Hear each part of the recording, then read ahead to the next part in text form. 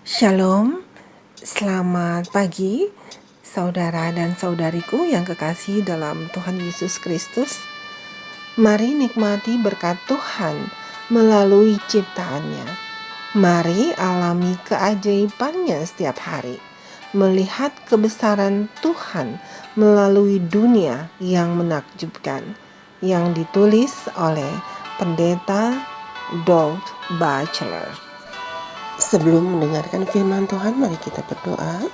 Terima kasih Tuhan atas kasih dan kemurahan Tuhan, atas kebaikan Tuhan yang selalu nyata dalam kehidupan kami.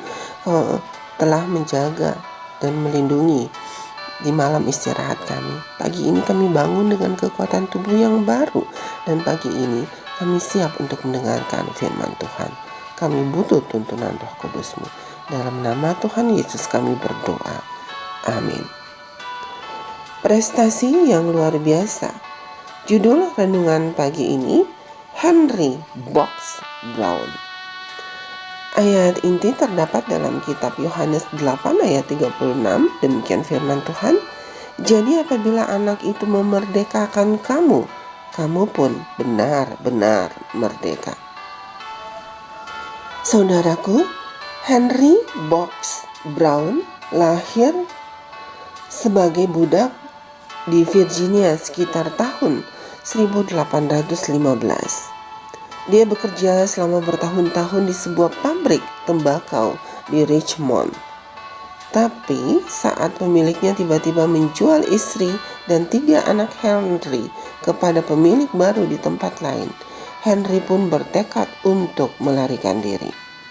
Pada tahun 1848, dia membujuk beberapa temannya untuk membangunkannya sebuah kotak kayu dengan panjang 0,9 meter dan lebar 0,6 meter. Setelah menulis sisi ini ke atas, di bagian luar kotak, Henry masuk ke dalam dan meminta 2 teman mengirimkan kotak itu dari Carolina Utara ke para abolisionis di Philadelphia melalui Adams Express Company seharga $86 US. Kotak Brown kemudian melakukan perjalanan dengan gerobak, lalu kereta api, kapal uap, gerobak lagi, kereta api lain, feri, kereta api, dan akhirnya gerbong pengiriman. Perjalanan itu berlangsung selama 27 jam. Henry memiliki sedikit air dan lubang ventilasi. Tetapi terlepas dari label kotaknya, para pekerja menanganinya dengan kasar dan beberapa kali dia terbalik.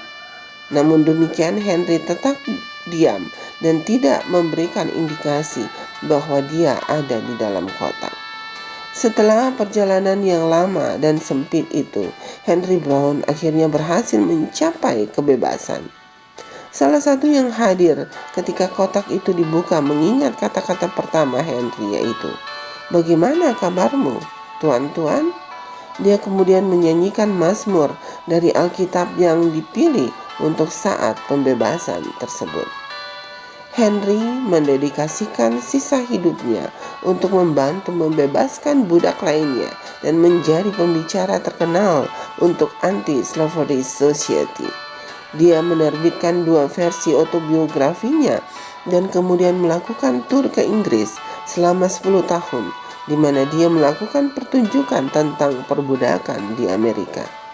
Pada suatu waktu, dia dikritik oleh abolisionis Frederick Douglass yang berharap bahwa Brown tidak membagikan begitu banyak detail tentang pelariannya yang mungkin bisa membantu yang lain melarikan diri.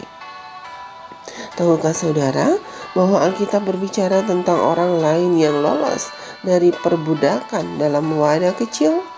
Kata Yesus kepada mereka, "Aku berkata kepadamu, sesungguhnya setiap orang yang berbuat dosa adalah hamba dosa." Dalam kitab Yohanes 8 ayat 34. Tetapi apakah Kristus hamba dosa?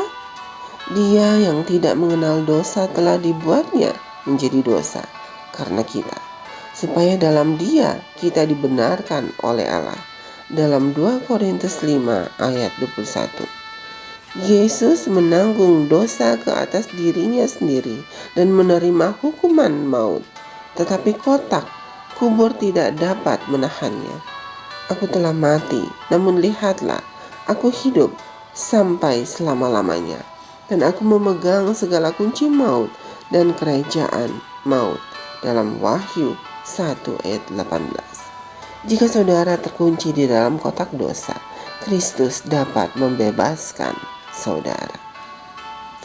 Doa kita hari ini, terima kasih Tuhan atas renungan yang baru saja kami dengar tentang seorang yang bernama Henry yang melakukan perjalanan melalui box untuk membebaskan diri dari perbudakan.